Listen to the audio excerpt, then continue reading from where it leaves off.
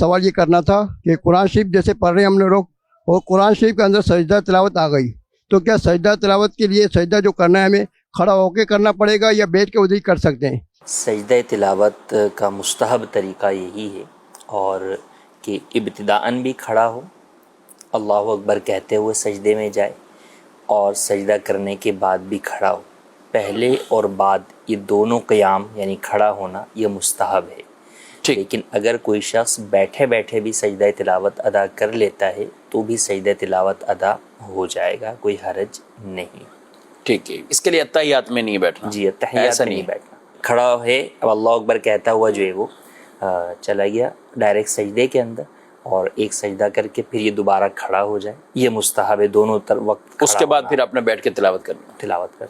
और अगर नॉर्मल तरीके से जैसे बैठे हुए हैं और आयत सजदा आई तो कुरान पाक लोग बंद करते हैं और वहीं अल्लाह अकबर क्या सजदे तिलावत अदा हो तो भी जो है वो सजदे तिलावत अदा हो जाएगा। कुछ लोग ऐसा करते हैं कि काफ़ी यानी तिलावत पूरी होती रहे फिर आखिर में हम लोग कर लेंगे, तो इसमें इसको मौखर करने में या इसमें कोई मसला है? जी, मौखर भी कर सकते हैं, इसमें हरज नहीं है। एक साथ बसा औक़ात पूरे कुरान करीम का भी बाज़ लोग जो है वो एक साथ करते हैं तो यूँ भी कर सकते हैं। और एक ये है कि वो तिलावत कर रहा है, उसको पता है कि मेरे 3-4 पारे मैंने अभी इस नशिस्त में ही पढ़ने हैं तो इसमें जितने सजदे आएंगे तो मैं आखिर में जो है वो कर लूँगा, तो यूँ भी कर सकते हैं। जैसे कारी साहबान भी बाज़ औक़ात मदरसे में वो मसला पूछते हैं कि अब ज़ाहिर है उनको तो एक दिन में बाज़ औक़ात 5-5 सजदे भी आ रहे होते हैं कि एक बच्चे ने ये पारा सुनाया, दूसरे ने वो सुना दिया, उसमें भी सजदा आ गया, इसमें भी सजदा आ गया, इसमें भी।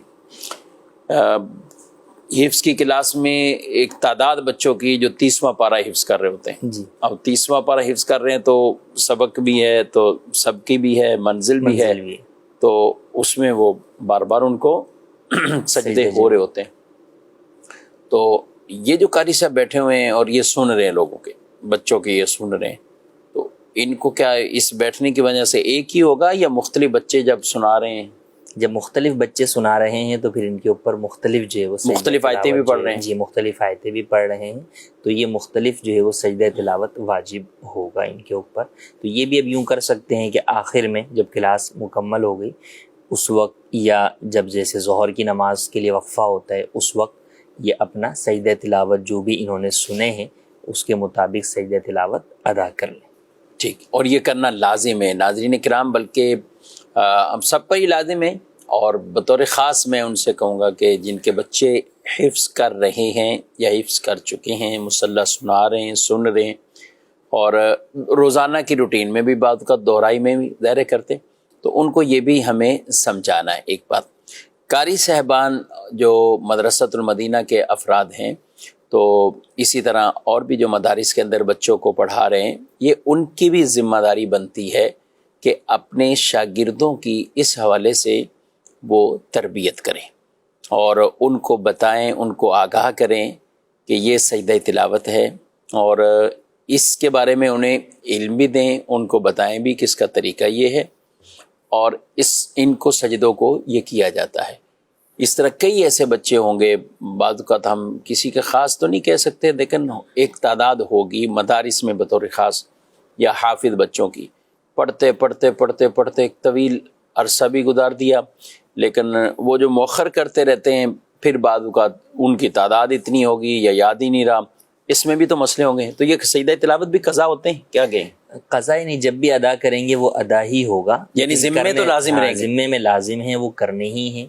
याद नहीं है तो गालिब गुमान करना होगा कि भाई मैंने इतनी मरतबा आयत सजदा पढ़ी होगी, तो उसके मुताबिक जितनी भी तादाद पर गालिब गुमान हो उसके मुताबिक सजदा तिलावत अदा करने होंगे, जब ही बरी ज़िम्मा होंगे। कितना ही अरसा गुजर गया, 5 साल 10 साल 20 साल, जब भी आप पर लाजिम ही है और जब भी अदा करेंगे तो अदा ही करार पाएंगे। यहाँ पर सजदा तिलावत की आयत जब आती है तो हमारे कारी साहब कहते हैं कि आवाज़ से नहीं पढ़ो, खामोशी से पढ़ लो ताकि सजदा वाजिब ना हो।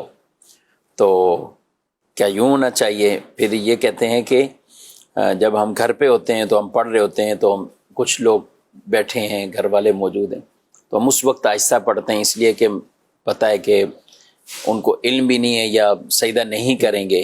तो दोनों सूरतों पे क्या कहेंगे? देखिए, एक तो ये है कि दूसरों को बचाना है, اس لیے آواز کو آہستہ کر لیا کہ اپنے میرے کان خود سن رہے، میں سجدہ جو ہے وہ کروں گا. تو اس میں تو کوئی حرج نہیں ہے، بلکہ کئی جگہ پر اس میں سامنے والوں کو گناہ سے بچانا کی نیت ہو تو اس میں ثواب بھی جو ہے وہ ملے گا اس اعتبار سے آواز آہستہ کرنے پر. تو اس میں حرج نہیں ہے کہ کلاس میں ہوں یا گھر پر ہوں آپ سجدہ تلاوت کے وقت آواز آہستہ کر لیں.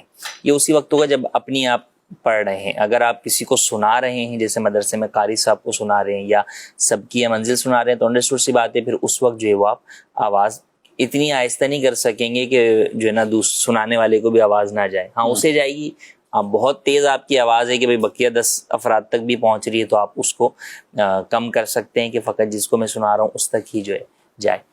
تو اس میں حرج نہیں. لیکن ایک یہ ہے کہ سجدہ تلاوت کرنے والے کا سجدہ تلاوت سے بچنے کے لیے اس آیت کو چھوڑ دینا، یہ جو ہے وہ مناسب نہیں ہے. یہ مکروہ اور ناپسندیدہ جو ہے وہ عمل ہے، تو اس کو نہیں کرنا چاہیے. سجدہ تلاوت کی جب آیت آئے تو سجدہ تلاوت سے بچنے کے لیے اس آیت کو ہرگز نہ چھوڑیں، بلکہ اس آیت کو بھی پڑھیں اور سجدہ بھی کریں. بلکہ ثواب ملے گا نا، سجدہ کریں گے تو ثواب ملے گا. اور یہ تو واضح طور پر احادیث میں اور روایات میں فرمایا گیا ہے کہ جب آدمی سجدہ کرتا ہے تو شیطان چلاتا ہے، وہ پیٹتا روتا ہے کہ مجھے سجدے کا حکم ہوا، میں نے نہیں کیا.